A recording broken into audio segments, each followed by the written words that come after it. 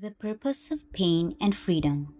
Jeffrey Lang reflects on a truth that is both challenging and deeply human, that suffering, choice, and intellect are not just burdens of life, they are its greatest opportunities. In the Quran, these elements so often viewed as obstacles are revealed as essential tools for growth. Growth in love, in compassion, in forgiveness, in justice. Jeffrey Lang challenges the idea of a pre-programmed perfection. What value is compassion if it is automatic? What meaning does forgiveness have if it isn't a choice? Real virtue, the Quran teaches, cannot exist in a vacuum. Compassion requires someone who is suffering. Forgiveness requires a wrong to be righted. Justice requires understanding, discernment, and moral courage. These aren't abstract ideas. They are forged in the real world through struggle, through mistakes, through choices made in moments of darkness and clarity. Unlike mechanical responses, which carry no moral weight, these virtues only gain meaning when they are chosen freely, shaped by intellect, tested by trials, and rooted in the soul. Why didn't God just program these in us? Why didn't He just program us to be loving, compassionate, forgiveness, etc., instead of making us go through this turmoil, this torture on earth? And why didn't He just program us to be that way? Was the suffering all necessary? Was the pain of it all necessary? Did I gain anything from my childhood? I mean, what did I learn? Why did I have to suffer? Why do you have to suffer? Why did He give me choice? Why did He give me intellect? Just make me love. Just make me have compassion. Just like that. In order to grow in love, and as creatures, the Quran says, every creature grows. Creatures are growing entities. And the Quran says that God provides every creature with the environment, the soil, if you will, the environment, the growing environment that is necessary for its growth. But if we are to grow in love, compassion, forgiveness, caring, etc., how does that contribute to that environment? Are these necessary ingredients for us to grow in these, and us to develop these, and us to learn these and acquire these? And I think if you think about it for a minute, the answer is obviously yes. I mean, think about compassion, for example. How can you have compassion if there is no suffering? If there is not some vulnerable creature to turn to? If some creature is not dependent on you? How could you exercise, learn, and grow in compassion? Unless you're the infinite source of it already, which none of us are, since none of us are God. We are creatures, we become. How can we become compassionate without knowing vulnerability, weakness, suffering in others so we could turn to? What is compassion without choice? A compassionate act is an act where you choose to help someone, when you have the option not to. If I take a banana, eat it, take the peel, throw it over my shoulder, it lands in the street. A criminal comes by on his way to rob a pocketbook from an old lady standing over there and trips on the banana peel and falls on the ground. My throwing the banana peel over my shoulder was not a compassionate act, because I really didn't choose to do that. Compassionate act requires choice. It also requires intellect, because when you reach out to someone in compassion, you weigh in your minds how much of yourself you're going to invest in reaching out to that person. And you say to yourself, do I really want to do this? How much time is it going to require? I got to go to work. I might not make any money today. Besides, I'll have to be helping this person for the next couple hours. Have to take him to the hospital. See him. Your mind is weighing how much of yourself is going to be invested in that. Being truthful is a choice.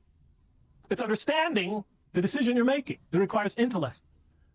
And if that truth involves you in the possibility of suffering, the more that is in stake in telling the truth, the greater you rise to that truth. The greater that is an act of truth. Forgiveness is a choice. What is forgiveness without choice? What is forgiveness if somebody can't wrong you, which produces suffering? What is forgiveness without intellect? If you don't understand what the person has done to you, what the person is saying when they ask you for forgiveness. All these things, suffering, choice, and intellect, are integral to our growth in these. Jeffrey Lang then turns to a powerful symbol found in the Quran, the womb, a place of physical formation, delicate, hidden, purposeful. Just as our bodies grow in the womb to prepare us for life on earth, our souls must grow in this world to prepare us for the next. And what is that growth made of? It's the development of qualities that mirror God's own love, mercy, patience, truth, forgiveness. Those who nurture these traits will enter the next life with heavy goodness, spiritually developed, ready to behold God's infinite beauty and mercy. But those who move in the opposite direction, toward hatred, cruelty, vengeance, they enter the hereafter spiritually bankrupt, unfit to experience its joy. No, these three things are integral in our growth in these. Suffering, choice, intellect are absolutely necessary to grow in these. You pull anyone out of this equation called life, and we don't have it as we know it. We cannot grow in these as we know it to very high levels. So when the Qur'an talks about sin, it talks about people who grow bankrupt in these, more or less. The Qur'an, a famous symbol in the Qur'an is the balance on the day of judgment that weighs your goodness. And people are heavy in goodness. People who are full of goodness, they can experience paradise in the next life. And perhaps, to greater and greater degrees, God's presence. Because the more we know of goodness, the more we grow in goodness, the more we are able to experience, receive, and know the infinite goodness of God. But what if we go the opposite direction? What if instead of developing the qualities of love, compassion, forgiveness, caring, we do just the opposite? We head in the opposite direction. And we become, instead of being heavy in these qualities on the day of judgment, we become extremely light in these qualities when we enter in the next life. So instead of becoming loving, we become hateful, compassionate, miserly, forgiving, vengeful, caring, whatever, mean, justice, cruel, I don't know, truth, liar, protective, destructive, and so forth. What if we go in the opposite direction, become primarily those? Well, then we are just, as the Qur'an says, destroying yourself. Because if you're bankrupt of those, then this, growth in this, will be the only thing that matters as you go into the next life. You bring nothing else with you but what you really are. And if you have not developed this, then you're going to suffer severely because you cannot experience any of the beauty that awaits you in the next life. You'll experience just the opposite. As the Qur'an compares growth in this life, our physical growth in the womb, to our spiritual growth in this life. And if you think about it, when a creature grows in the mother's womb, it's a primarily physical growth. When it comes into this life, when it is born, you see the effects of that growth concretely right before you.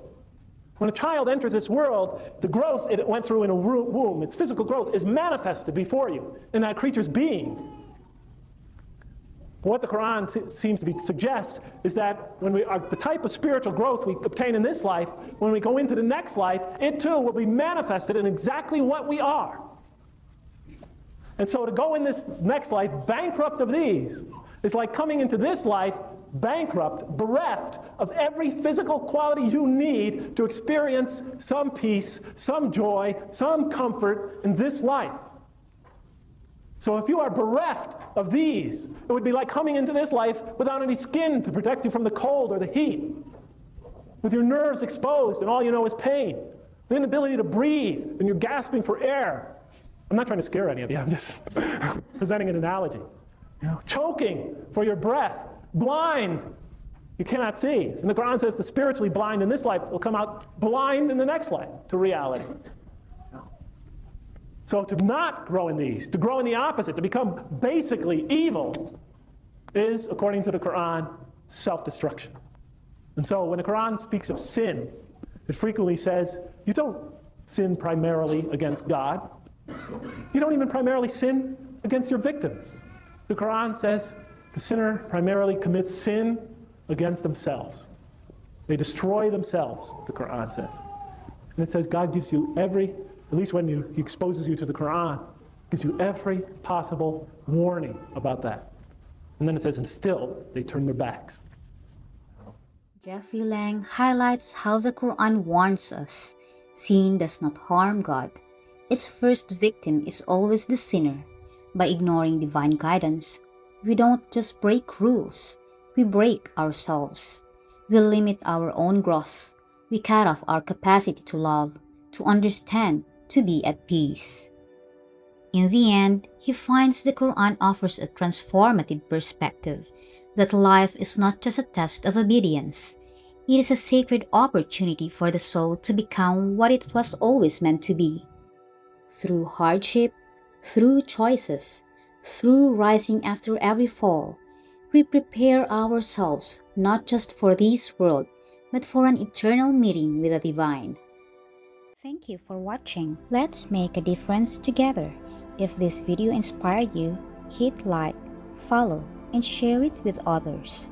Your support helps spread knowledge and positivity, building a community where we all grow. Every like, follow, and share makes an impact. Let's keep the momentum going.